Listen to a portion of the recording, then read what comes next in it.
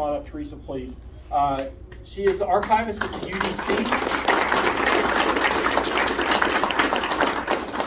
And she's done lots of other things. I'm not going to bore you with that, but I am extremely excited to hear what she has to say, and I'm just really looking forward to it. So without any further ado, Teresa, please.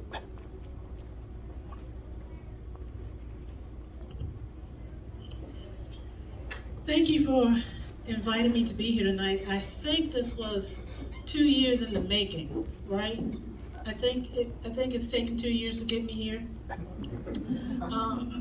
As you can see by the title, it's People of Color in the Confederate Military, and I want to explain why I'm using that term. Let's just take me as an example. So, one of the things I learned by working at the Museum of Confederacy is learning about the ethnicity of people that look like me. So, looking at my skin tone, just by judging my skin tone, I may have been known as a negress, which is the female version of Negro. I could have been known as a mulatto. If I lived in like New Orleans, Lord knows they broke it down. So, I could have been Creole or something, just looking at my skin tone. If they couldn't figure it out, then you would call a woman of color a person of color.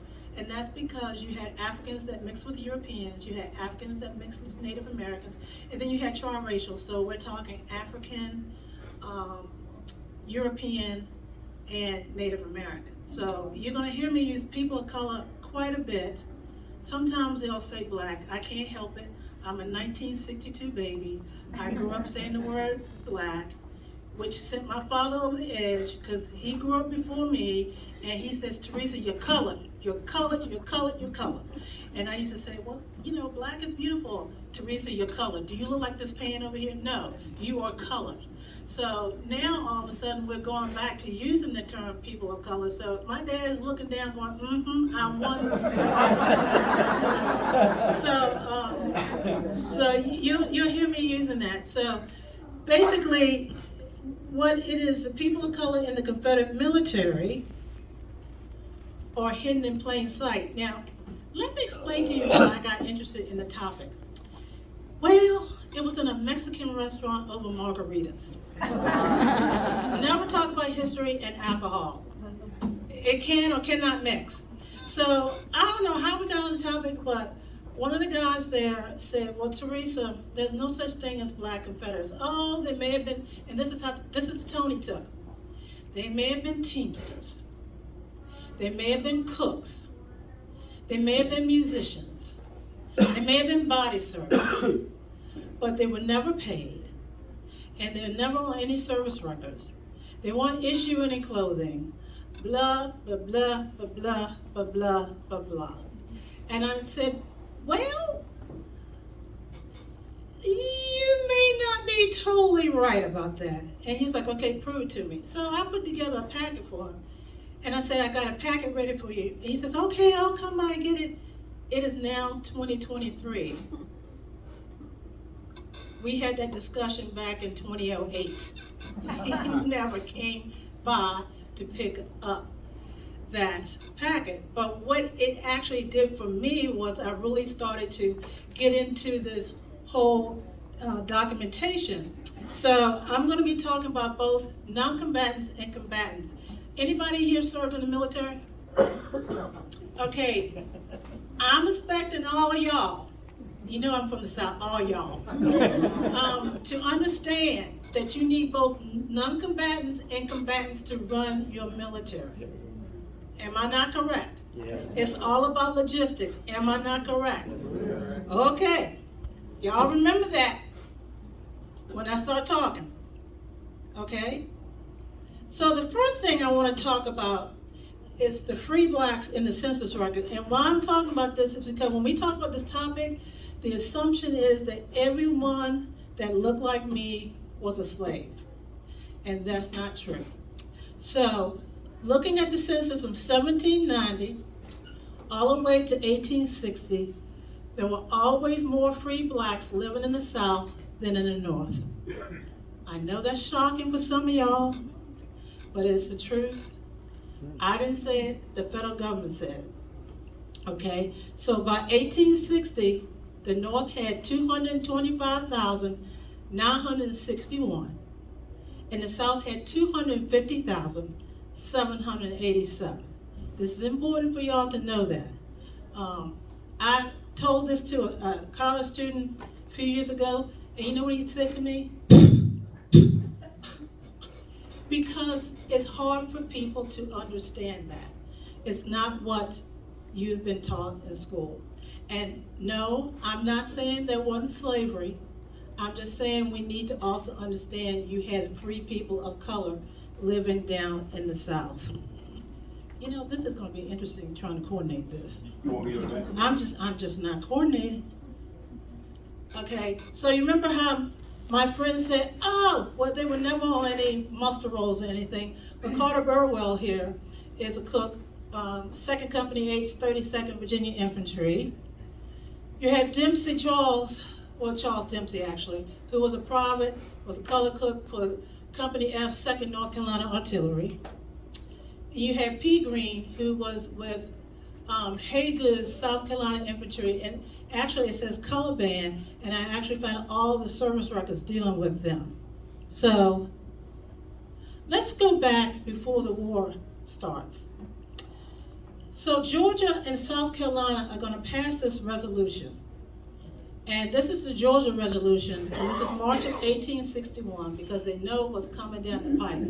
So on this, you have the list of the owners, and it says that they had a certain amount of slaves working at Fort Pulaski, and they paid the slaves for their work, and it's signed by Joseph Brown, who was the Georgia governor at the time. And then on the second page is thanking these men and women for their patriotism in both Georgia and South Carolina. Now, the interesting thing about this document, it says they paid the slaves. Now, this is hard on people, that they paid the slaves, because you were taught that slaves had no agency. So, all right, I want to see how many hands go. How many people have heard of slaves being able to buy their freedom? Very good. Now, this is how it was happening. It's called the hired out slave system, all right? So we're going to take me. All right, I'm living out in the plantation somewhere or a small farm, and the owner decides that they're going to hire me out to work in the city of Richmond. This is what you need to know about the city of Richmond, Virginia's history. The city was integrated, so you had free blacks, whites, and slaves all living next to each other in the city. The interesting thing, if you were a hired out slave, you got to pick where you want to live. Oh! I know y'all are just stunned and shocked and can't believe it. And in fact, I've had people argue with me to say, well, that's very cruel. Is it? That tells me they had a little bit of freedom. Somebody didn't tell them where they were going to live. They got to choose for themselves. Okay, so I pick a place to live. I am going to work for Tredegar Iron Works. All right, I'm working there. It's time to get paid. Half goes to me, the other half goes to the owner. However, if I work overtime, I get to keep that money and I can accumulate it. Then I can go back and try to negotiate my freedom for my owners. That's how they did. And here's the sad thing about it. I talked about this in a college situation a few years ago, and I had a professor who argued with me. And I said, well, how do you think anyone was able to purchase their freedom if they were a slave? It was the hired out system. So it's important for you to know that information. And, oh, by the way, in case any of you don't believe that they paid the slaves, I actually have the actual transcription of the meeting where Georgia and South Carolina agreed to pay these slaves to do the work. Okay. So now the war has broken out. You've got Billy Wheeler over here on the left, who's a free man of color, who did fortification work up at Manassas with General Johnston. This is his receipt for being paid. And then over here you have free women of color who are working in hospitals. You had a committee, and then there were women who were already working in the hospital and others who were waiting for an assignment. And so everything that has to do with the Confederate, it can be either non-combatant or combatant work, because everything was for the Confederate effort. That is why I have them there for you tonight. And then you have Teamsters that were transferred to Manassas Junction. And on this page, which is very interesting here, is you have white men, free men of color, and slaves all working as Teamsters. Now, you may be wondering, what is a Teamster? I'm sure there's some people who are puzzled. They're the ones who had the wagons that brought your supplies. In today's military, they would be your transportation corps. Okay, so what's very interesting here is showing that you had free blacks, slaves, and white people all working together as Teamsters. Here we have R.L. Christian, who was a quartermaster for 1st Virginia Artillery. Let me tell you something. I love me some quartermasters. Now you're probably wondering why. I'll tell you why. They had the best handwriting. You know how you're told all the time, oh, back then the penmanship was so much better? It's a lie. They had a lot of chicken scratch, just like we have today. Anybody who's done any research back then would know exactly what I'm talking about. But quartermasters had to keep track of the money and who's getting what. And on here you have men who are both slaves and free, and like the blacksmiths are making $30 a month. Now, what's really interesting, he kept these records from 1862 to 1865. Now, let's think about July the 1st, 1863. We're not thinking about Vicksburg, but what's the other battle that's going on? Gettysburg. Okay, so there are going to be blacks or people of color that are in the 1st Virginia Artillery that go to Gettysburg. And what I found out when he did the payrolls after the Battle of Gettysburg, he says that every last one of them were captured by the enemy. Oh, that's right. How did that happen? I mean, did y'all see the movie Gettysburg? Did you see the black folks in the movie Gettysburg?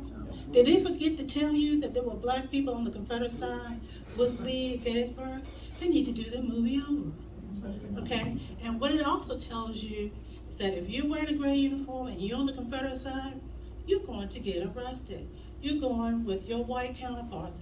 And in the case with Gettysburg, you went to Fort Delaware and then you went to Point Lookout.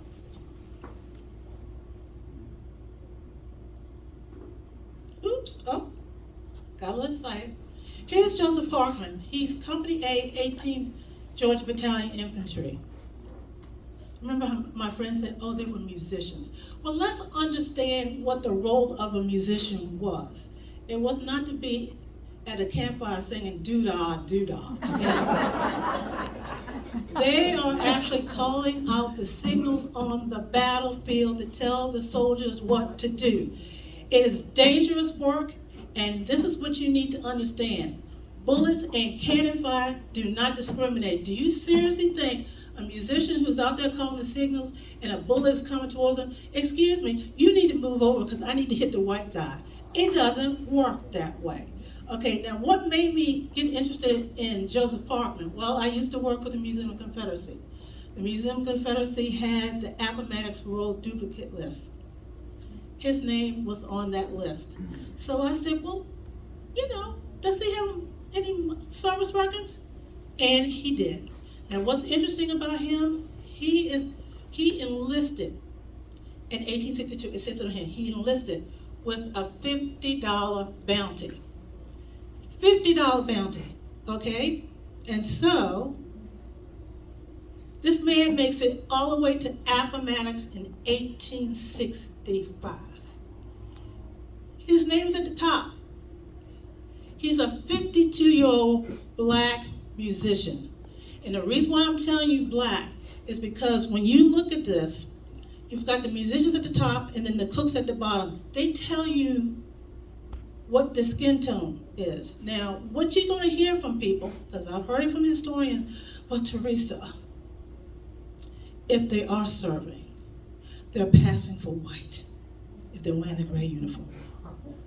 I've heard that many times, and they're as serious as they can be. I think they understood who they were serving with. And the fact this man is 52 years old and makes it through to Appomattox, I think is an amazing feat. And then we have Ferdinand Figgett, who was with Company E55 Virginia Infantry. He's a private musician.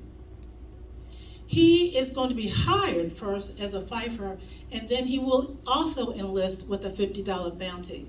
Unfortunately, he is not going to make it because he is going to succumb to disease. And then I found service records dealing with women who serve. So you've got Catherine Dawson, who's a cook for the 63rd Georgia Infantry. You have Hannah Dawson, who's also a cook. Ooh, you know, honestly, you know, it's these fingernails. That's what I get for going to get them done. Julia Bellman, who's a free woman of color, who's a laundress, and she's in a hospital. So there are service records for women of color who are on muster rolls. And then we come to y'all. If you're not from Virginia, let me tell you how you say that word. It's Botetourt. Okay, you would never guess in a million years that's how you say it. And if you don't say it that way, we know you're not from Virginia. Okay, so it's Botetourt Artillery Anderson Battery.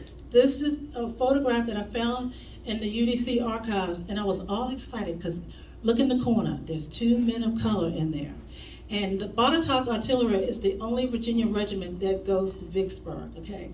So I went to the Virginia Regimental Series to the Botetourt Artillery to find out who these men were. And if you look in the back, there's always the roster of all the men that served. So I can't find these men. And then something told me, Teresa, keep looking. On the very last page, it says Negro servants with company. They couldn't even integrate them within the roster. They had to put them aside. So let me walk up here because I'm a little blind. It says Albert Anderson, no additional information, which I find interesting because they talk about Albert Anderson all through the book. Then you got William Mayo, and it tells you his age, and it says in the 1860 census, he's married with children. Well, if he's in the 1860 census, what does that tell you? Free. He's free. Okay, now as for Albert Anderson, I gotta tell you, guess what? If you go to Bedford County in the museum there, you know what you're gonna find? Albert Anderson's sword. Hold up! He had a sword. What's up with that? How many times are we told, oh, we can't arm anyone of color because they will probably kill the white people in the unit? Then what's he doing with a sword? And I used to know the descendant of Albert Anderson. He just died recently. He said, yeah, as children, we used to play around with this sword. You know, we had no idea the significance of it. So now it's behind glass at a museum for everybody to see. It's absolutely wonderful.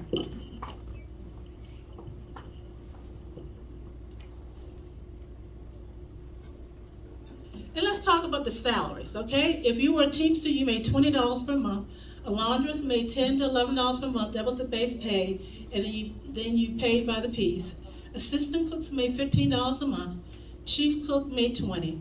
Breastwork, fortification, $15, and a private made $11 to $13 per month. The Confederate military understood the skills of these people and paid them accordingly. Oh my gosh, y'all, how can that possibly be? How can that possibly be? But guess what? It's true. And then we have the impressment laws. Oh my gosh. Because I know that some of you sitting out there, well, Teresa, they were forced. They had to go. Where? Well, the impressment laws, yes, there were men and women who were impressed, and they had to do work for a certain amount of time for the Confederacy, okay? However, let's be perfectly clear. The definition of conscription, compulsory enlistment for state service, typically in the armed forces. What is the definition of compulsory? Required by law or rule, obligatory, compulsory military service. In other words, they were forced. So if any of you have any ancestors on either side, because the war lasts longer than anybody expected, what did they have to do? They had to get more men. What did they have to do? They had to conscript them. What does that mean? You're drafted. What does that mean? You are forced to go. So when you hear someone say, well, the people of color, they were all forced. Well, what about everybody else of other ethnic groups that were conscripted? Did you think they were happy that it happened to them? Look at how many service records you will hear, you will see and read that it said that someone was conscripted. So just remember, they were forced to go. And then there's a circular to Dr. Tanner. He's chief surgeon for the 21st North Carolina Infantry Host Division. It says in here that there's so many Negroes who are serving, and between the diseases and being wounded, we need more hospital tents. Then I found out that backwards way was that they enlisted the cooks. And that meant they enlisted not only the blacks, but also the whites. So they were enlisted in April of 1862. Then they decided, oh, we need to repeal that. And when you read the actual repeal, what they're saying mostly is not about the free blacks as much, it's about the slaves. Now, this is my interpretation. I'm an owner, and I let Joe go and be a cook. I'm sure the Confederate military of the state said, you know, we're just gonna use Joe for a few months, you know. If you're listening to cooks, how is that going to be possible? So they decided that they were going to appeal it, but guess what? They didn't win on that one because Carter Burwell, who is a cook, is still in there in 1864. And if you understand, an army marches on its, thank you, like you're going to let a cook go. I don't think so. And then you had Charles Dempsey here, who's a private colored cook, Company F, North Carolina, 2nd North Carolina Artillery. He is at Fort Fisher, and he gets captured, and he goes to Point Lookout. Now, not only does Charles Dempsey get caught, so does Henry Dempsey. And they both go to Point Lookout. Now, why are you going to exchange them and have them come back down south? We all know how bad it is in the South. Why? Why are you exchanging these men? Don't you feel anything for them? Why are you exchanging them? So they get exchanged, and that means they're coming back to North Carolina. It also means they're being exchanged for the equal role of a federal. And it also tells you that the federal army recognizes that these men were serving in the military. Now, my friend his book is over here on Virginia Black Confederates, Greg Eanes, called me one day. He says, Teresa, you're just not gonna believe what you found. I said, Greg, what did you find? He says, here's Charles Gilliam, 18th Virginia Infantry. This is his Confederate military discharge paper, and he's white. And then here's G.W. Smith. He's a slave with the 32nd Virginia Infantry, and he got George Bryce, who's a free man of color, 18th Virginia Infantry. That's their Confederate military discharge papers. They're all the same. Do you hear me? They're all the same. Argue with me, okay? Argue with me, okay? Just telling you. And then we come to Richard Poplar, who was in Company H, 13th Virginia Cavalry. He went in as a private, left as a private, okay? He's at Gettysburg. You know, he's one of those people that are not there, okay? He's not there, because according to the movie, he's not there, okay? He gets captured. He ends up at Fort Delaware for 4 months, and then he is transferred to Point Lookout. And they say to Richard, my main man, if you just signed the oath of allegiance, you can go home. He says, no, I'd rather stay with my men. He says, okay. A few days go by. Richard, have you reconsidered? If you just sign the oath, you can go home to Petersburg. No, I'd rather stay with my men. Months go by. Richard, I'm a man. Just sign the oath. He says, no, I'd rather stay here and cook with my men. And by the way, I'm a Jeff Davis man. Okay? So he's going to stay there for 19 months. They finally exchange him. He goes home to Petersburg. And he's there in time to give comfort and aid when Petersburg gets involved in the battle of the old men and young boys. Now, what I want you to know about him in Company H, 13th Virginia Cavalry. Look, he was a private. He left as a private. He was well respected in Petersburg. When he died, the pallbearers were all from the 13th Virginia Cavalry. In the obituary, it talks about blacks and whites went to his funeral. Now, this is what has happened to his service record since then. We have a service in Petersburg, and it's always in September in conjunction with the POW MIA. It's called Dick Poplar Day, because he's buried in Blandford Cemetery in Petersburg. One year, there was a reporter there, and she decided she wanted to talk to some of us who were involved in this program. So she called me up, and I'm going to tell you right now, I don't do a lot of alcohol, but luckily that night when she called, I had a glass of wine with me. And I tried to explain to her about Richard Poplar. She couldn't wrap her head around it. She says, but it says that he cooked for his men in prison. I said, yes, because the man made his living before the war as a cook. Wouldn't it make sense? I said, his service record, this is off of the muster rolls, say that he was a private and he left as a private. She wrote one of the most hideous articles, gave this man no respect.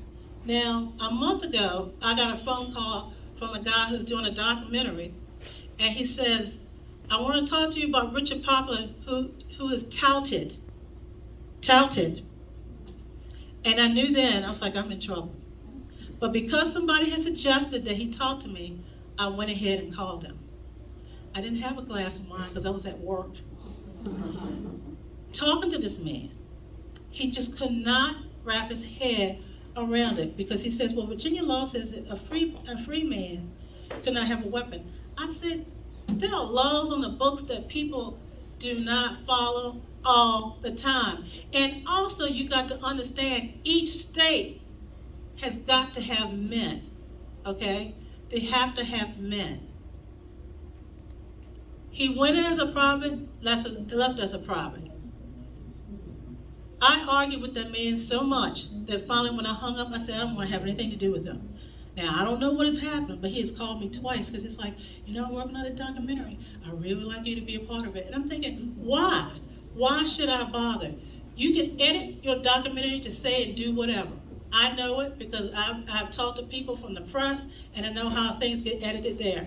Why am I going to spend time trying to explain to him about Richard Poplar? I do not want him disrespected.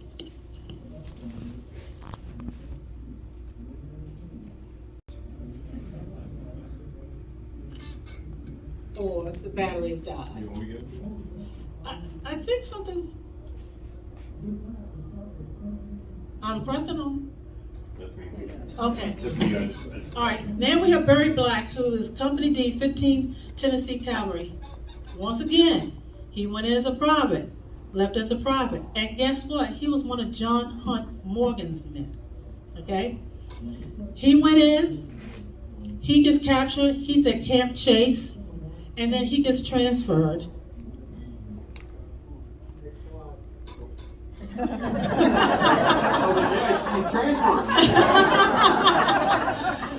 And he ends up at Camp Douglas where he's going to die of disease. There is a book called To Die in Chicago. I'm sure some of you read it. It's very interesting because what they did there, when they captured black men wearing gray uniforms, if you could prove that you were a slave, they let you go. If you couldn't prove, you weren't going anywhere. So, isn't that an interesting point of view? And here we have James Godman. He's a Teamster. He was at Gettysburg. Oh, that's right. He wasn't really there. He wasn't really there. All right, so he is wounded. They amputate his leg. He still dies. Okay, he's buried at Gettysburg. The Ladies Memorial Association of Hollywood decided that they wanted the men who were buried up in Gettysburg to come back south. So they hired a doctor to help do the work, and lo and behold, James Godman's name is on there, and it says Negro. He is buried at Hollywood Cemetery. It doesn't have a headstone, but it makes it an integrated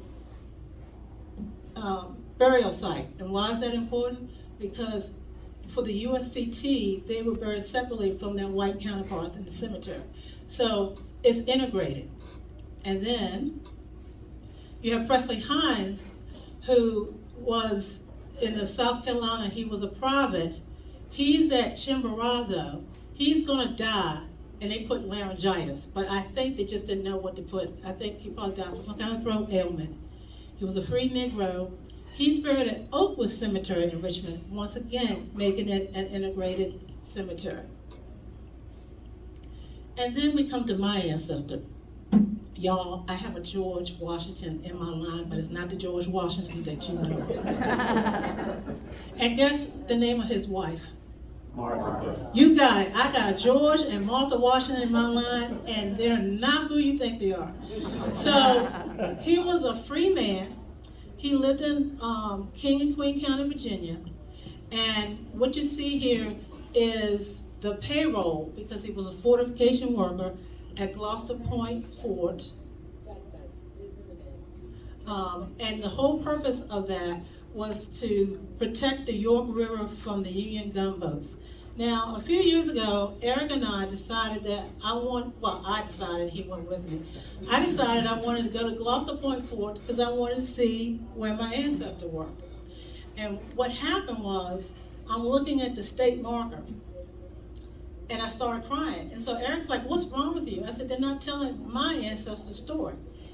If you go there, you're gonna see a state marker that says, this is where the enslaved African Americans worked during the American Civil War. And it's true, there were slaves there, but there were also free blacks. So I told Eric, I said, they're not telling the entire story. Now, did I leave it alone? No. So I sent an email along with the information that I had. I never said anything about it was one of my ancestors. I just said, I just want to let you know that your state marker doesn't have all the information. Here are payrolls of free blacks that were at Gloucester Point Fort.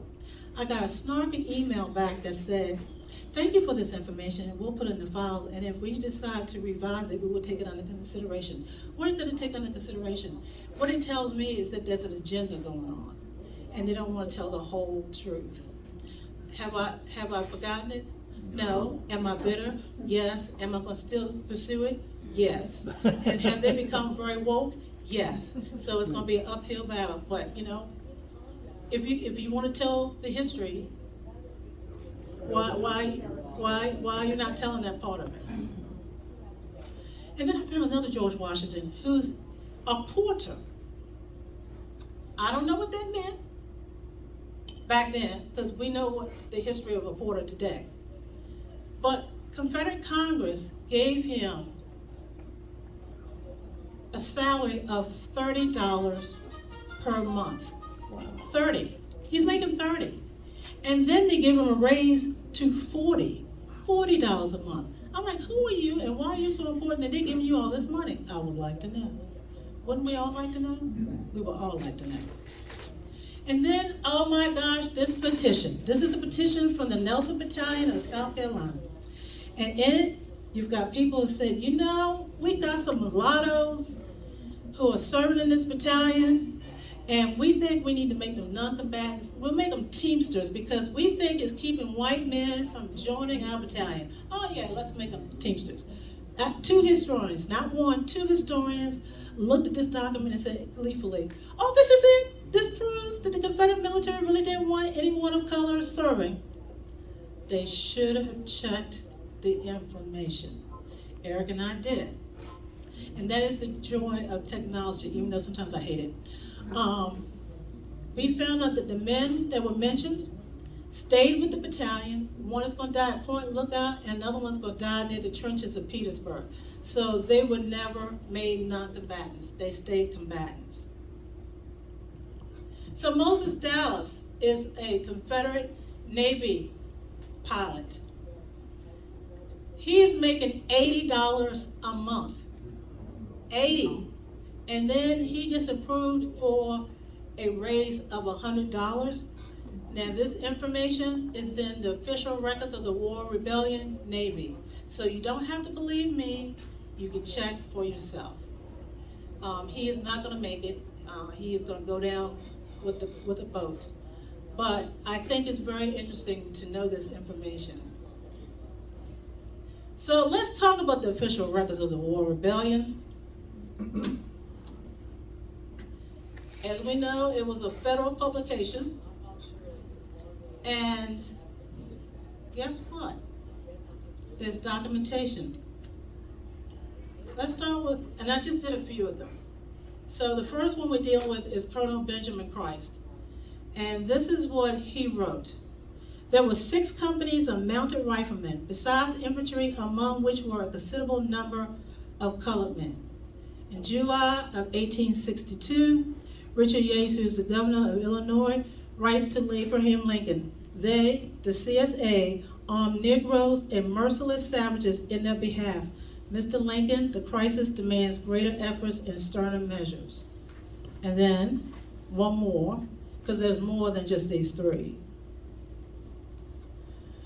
And this is from Thomas Hick, who was the United States Senator from Maryland, and he writes to Abraham Lincoln, "I do and have believed that we ought to use colored people after the rebels commenced to use them against us."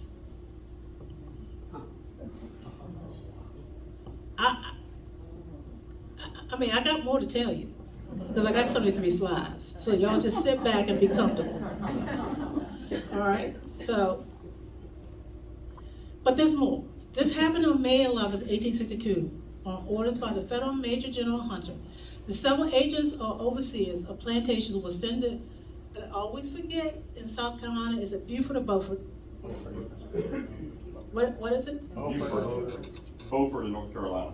Okay, Beaufort, okay? Because I always forget, and we got Bonatoc. I just want to make sure I get this right. Tomorrow morning, every able-bodied Negro between the ages of 18 and 45 capable of bearing arms. This is from the official records of the War Rebellion.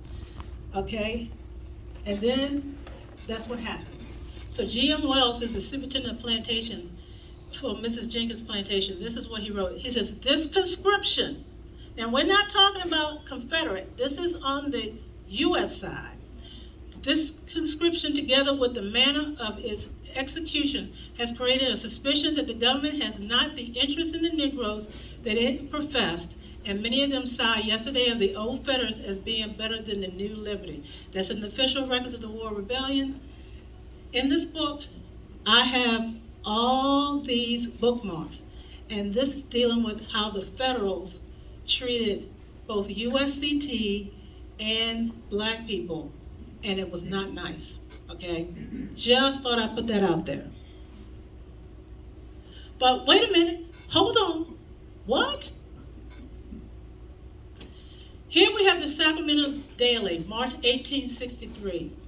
I own this newspaper thanks to friends from Facebook who were willing to give me money for the auction. I will never, ever, ever, ever be so grateful to these people. Negro soldiers in the rebel army, headquarters Army of the Potomac, March 12th. The pickets of the enemy along portions of the line on the opposite side of Rappahannock are half Negroes and half whites. The Negroes are armed and uniformed. The fact appears beyond question. Only from 100 to 150 yards intervening between our pickets and the enemy's. They are plainly to be distinguished. Huh? Huh? Oh my God, I face, when I saw this on the auction, I'm like, oh. And then nobody was bidding for it. So the minimum was $50. I was like, I got $50. I'll go ahead and bid on it. Well, why did I have to go bid on it? Because all of a sudden it started to get jacked up. And I'm like, so I posted this. I said, y'all, I said, I just found some evidence of black Confederates. I said, I can't afford it, but it's good to know that it's in this newspaper. And they're like, well, Teresa, how much you need? I'm like, I don't know, because the auction's going on for like a week. Checks came in like nobody's business. And yes, I want it. It cost me a pretty penny too, but I want it. Please help me to understand. How is that Moses G. West can be a cook in the USCT and be part of the military and nobody questions his record? But if you are Charles Dempsey, who's a cook in the CSA, crickets, because all of a sudden that's a problem. He's not in the military. How is it that George Street could be a musician in USCT and nobody criticizes his record or says he's not in the military? But if you happen to be Joseph Parkman, a musician on the CSA, there is question about it. I think it sounds a little racist. I'm just saying. Okay? So, here's one more thing. This is from January 1863, Harper's Weekly. Lincoln is getting ready to create the United States Colored Troops. And the people of the North,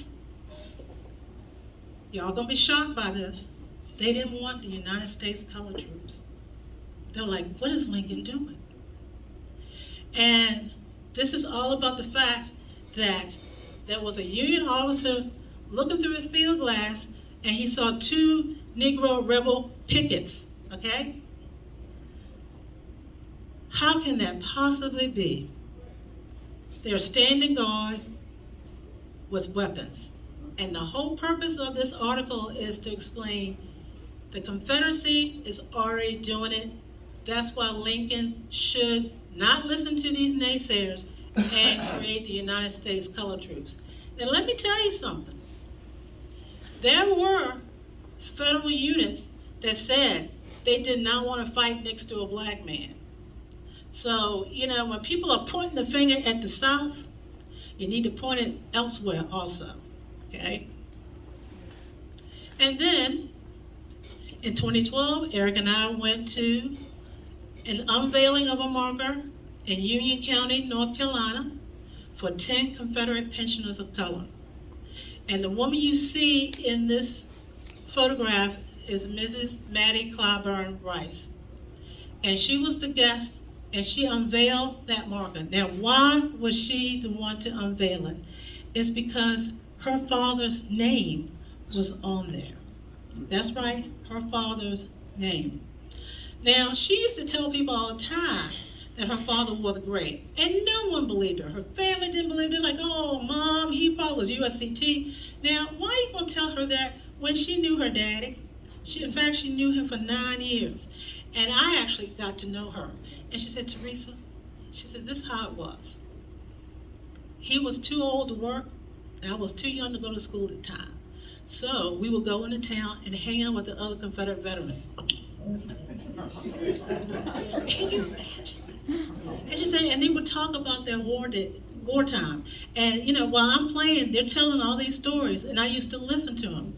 Now, what's going to happen? It's going to take her 50 years, but she finds his Confederate pension. And that changes the whole story. And she became a member of the United Daughters of the Confederacy. She was also a member of the Order of Confederate Rose. She was a cutie. Now, she's going to die in 2014, so I only knew her for a short period of time. And we decided that she needed to have a magnificent memorial because she said she wanted to be buried at the foot of her father's grave site.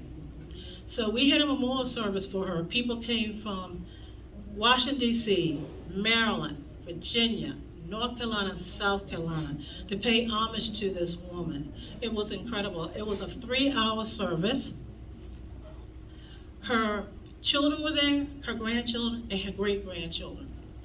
It was a 3-hour service, 21 gun salute, and cannon fire. I'm sure that woman was smiling from up in the heavens. And because she was so well loved, on her grave site there is a grave marker from the United Daughters of the Confederacy, Sons of Confederate Veterans, Order of Confederate Rose, and the Military Order of Stars and Bars. That's how well loved she was. But she was not well loved by everyone, because one particular person who has a blog, and I'm not going to mention his name because I'm being professional, even though he talks about me all the time because I live rent-free in his head.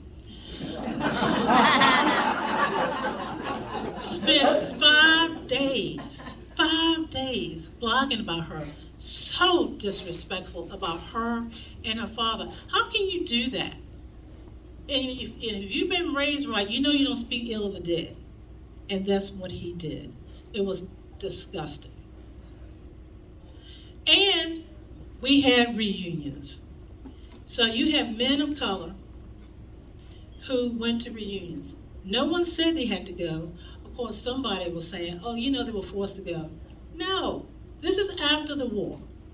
And if they didn't have the money, there were white people in the community that raised funds for them to go. They were welcome to be part of it. They marched in parades. They were very much involved in these reunions.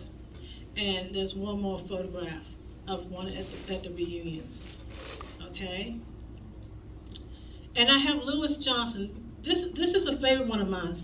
And guess what? It says Negro ex-Confederate soldier. I didn't say it.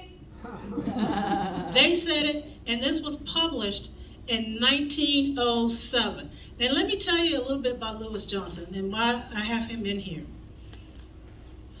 In Richmond, when we were having issues with our Confederate monuments on Lyman Avenue, people got up and said, well, we have to get rid of them because of the 1902 State Convention. All right, in 1902, the men of the General Assembly wanted to figure out a way to disenfranchise black men, in other words, keep them from voting. When they created this, it also put poor white men in the same position. However, they had a clause. The clause said that if you fought on either side of the war, you could still vote. And that's what Lewis Johnson is doing. He's going into Westmoreland County to vote. So here it is, Negro ex-Confederate soldier. Like I said, I didn't say it, he said it, okay? It's on there. Oh my gosh. And remember, it's 1907 when this is published. And what are we told all the time? It's all about the Jim Crow, right? That's what they tell you. This is happening during the Jim Crow era. So I'm telling you, history is complex because human beings are complex. So this is a statement for the people who refuse to acknowledge that non-combatants and combatants are part of the military because they have a very narrow view of what constitutes a soldier. So here are some examples of men of color who went in as a private and left as a private. So let them roll. Keep going. Keep going. Keep going. Keep going. Keep going. So another statement is the Confederate military was integrated, the United States military was segregated. Now I want you to know, when I did this presentation in South Carolina, a woman went like that to me. And I looked her dead in the eye. I said the United States military was not integrated until Truman's administration. If you don't know that, you now know it. Okay? And she couldn't say anything, because see, she didn't know. So what's next on the agenda? I have a part 2, introducing the public to the faces of some of these men who served. And as you can see, they're marching in a parade over here, and then there's men at the reunion. And where can you find resources? Well, there's compiled Confederate service records from the National Archives found on Fold 3. Now, I want you to know, 10, 15 years ago, all you had to put in under Fold 3 was black, Negro, colored, free, slave, and all the names would just come to you. Oh, it was fabulous. I'm like, oh. Well, I made a mistake. Someone told me, oh, Teresa, you need to teach this particular person about Black Confederates. I said, okay, so I friended him. He saw what I had to say on Facebook. He says, well, where are you getting this information? I said, at the organization, the institution that you work for, the National Archives. That was the biggest mistake, because at that time, I was innocent and stupid, okay? And ever since then, it's gotten harder and harder to find these muster rolls. I mean, it is incredible. And also, I noticed from some of the names that I have, the records have disappeared. So, people have an agenda, and I made a mistake. It's a big mistake, but it's a mistake. So, there's quartermaster records, payroll, state-based Confederate pensions. Don't get me started on pensions, because I'll wipe you on the floor on that one. Okay. Reunion photographs, remembrance. Eric Richardson also has a master thesis at North Carolina Central University in the Shepherd Library. There's a website, www.blackconfederatesoldiers.com. I have books over here. I forgot one or two. And then on Facebook, I'm the administrator for Black Confederates and other minorities in the War of Northern Aggression. And let me tell you, it's amazing what people are finding. Because, as I said, technology is wonderful, and then also there are times I hate it. But the one thing about technology is, like, now information is being scanned by institutions. And so you're getting photographs, you're getting newspaper articles, there's all kinds of material that's coming to light. So it's getting harder and harder for people to deny it. And for decades you could, because a lot of this material has been hidden away in archives. I know that to be true, because I dealt with that, and I also know another archivist who was told he was not to tell anyone that they existed and that they had documentation about it. That's how much and how strong the national narrative is in hiding all this information. That's the last one. So, gosh, I was getting all into it. Anyway, so that was 73 slides. I know this is difficult information. I know it's hard for people to believe, but this is how I feel about it. I think it's wrong that you want to deny these people's service and what they did. I don't care whether or not you like it or not. This is history. History can be ugly, it can be good, it can be bad, but you need to know it all. And we need to stop saying that they are myth and that they did not exist, because they did, both as non-combatants and combatants. And thank you very much for your attention. He said some served with $50 bounties. What's that mean? They have to pay 50 or? No, they were Built a given bounty on $50. They were given $50 to enlist. Sure. Oh, It's like Yeah, an it was a enlistment, bonus. like an enlistment bonus. wow. Anybody else? Questions? I have a question. Yes, ma'am. Can you put that list of your sources on the Tennessee Valley website? I can send something in. I can send something in, and I also can put a list of the books. And some of you, if you have time, can come up and take a look. One of the ones I left behind at home is I have the complete book on the colored Tennessee pensions, but you should be able to find those online.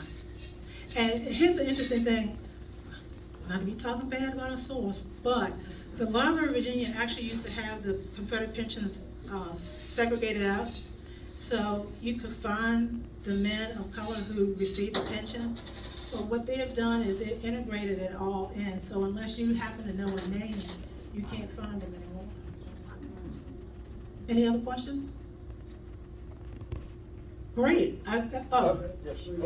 So, can I get in touch with you on Facebook? You are on Facebook? I am on Facebook. I actually post all kinds of different Confederate history. I don't do it as much as I used to because I'm tired.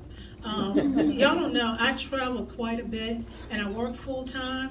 So I use all my PTO to travel and give presentations. And if I'm not giving a presentation, I'm trying to help people out, because what ends up, people get into arguments and then they send me a private message to help dig them out. And so a lot of times even my evenings are not my own, because somebody's going, I need to pick your brain on something. And so next thing I know, it's time to go to bed. And So, yes, you can find me on Facebook. Yes. Hey, Susan, so good to hear you again. I just wanted to make a comment, you didn't touch on this about the Teamsters, Mhm. but in Nashville, when Nashville was occupied, the very first thing that happened was the, Federals sent out a letter to all of the plantations in the Middle Tennessee area demanding that they supply these, slaves to work on the 5 fortifications in Nashville. And they were not, given, resources, they had, the families had to feed them. They'd get to go home on the weekend. After they worked there for, I don't know how long, but you know that 600 died from starvation and, the weather, and they didn't take care of them at all. They're buried underneath the baseball stadium.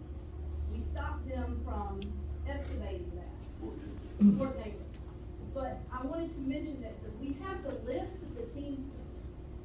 Then once you go and you see the list of those who were forced to become, Union USCT, same list. They were not, they were brought in and then they were forced into US Colored Service. That list is the same. And that's why when I got this book, The Civil War Union Army and Navy Accesses in the Official Records, which is hard to find these days, I went through here to see exactly what the Federal Army was doing. And some of the stuff in here is absolutely shocking. And this is in the official records. I mean, they didn't even hide it. It is absolutely shocking. So I know there was one other question. I thought I saw somebody else. Anybody else? Questions? Great. Thank you so much for your time. Oh, well, they were not allowed to serve until March of 1865. How many have heard that? And they say black people, okay? What it really was, the national government said that a certain amount of slaves could actually be enlisted to fight, and then they would get their freedom that way. It's not that they allowed black people to start fighting in March of 1865. It's a certain amount of slaves. And let's be clear about this. The national government was slow on the uptick, but the states did what they had to do in order to fight a war. So for anybody who truly believes all that, just understand that's what really happened, and it's not about when they were actually able to enlist blacks to fight. It's only a certain amount of slaves. Because as you can see from my presentation, they were already in there by states. Okay, we're gonna ask you to do one more thing for us, Teresa. We're gonna do